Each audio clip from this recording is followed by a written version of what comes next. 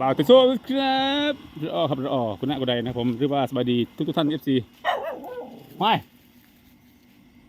บ้าเลยเห็นคนรอบ่ได้ซุยเนาะเฮาอีกเนาะนี่ครับผมใส่บอลนี่ครับมันนี่แต่ของเขาบ่ให้เฮาก็ใส่เฮาจะใส่เนาะเป็นยังนี่นะครับนี่ FC นี่ครับผมดักกุ้งครับพรุ่งนี้เช้ารับรองว่าหมานนะ FC นึงนี่ครับผมรับรองว่าพรุ่งนี้เช้าเต็มเอาลึกหน่อยก็ดีนะครับผมนี่ครับคือ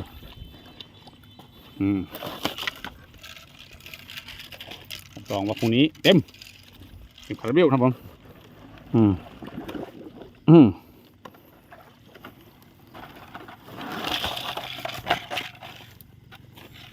นะครับอันนี้ใช้เหยื่อเป็นหัวหารครับ FC นะครับมาครับใส่ด้วย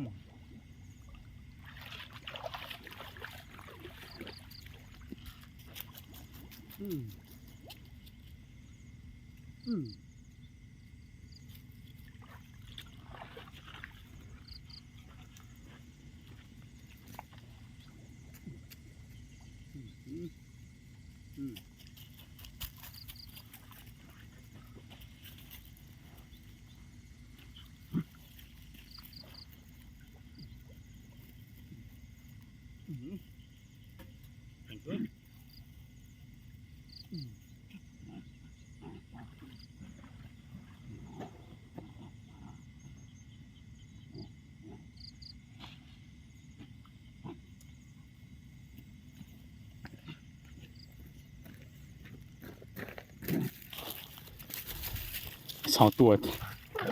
เอ้ยเล็กว่ะครับเดี๋ยวใส่เล่น FC นี่ครับผมน้ำแห้งนี่นะครับวันนี้ไม่รอดแน่นะครับเกี่ยมข้าวคั่วไปเลยนี่ครับผม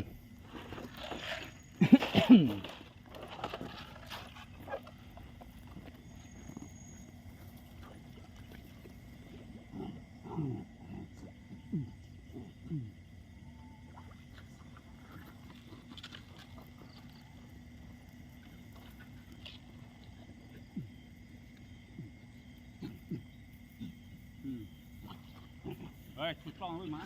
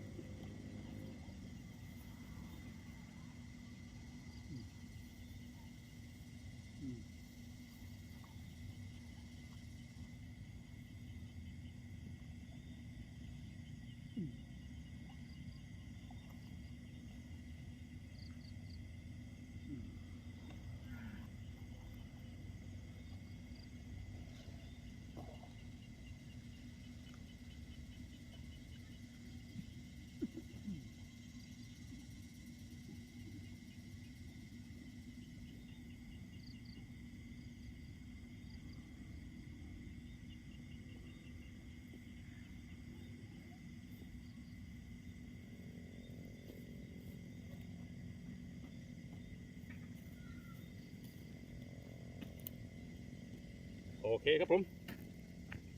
เดี๋ยวพรุ่งนี้มายามน้องกันจะเช้านะครับผมว่าสิมานหรือประมาณนะครับผมคลิปนี้ก็จบแค่นี้ครับเดี๋ยวมีเช้าเจอกันครับผมรอสวัสดีครับ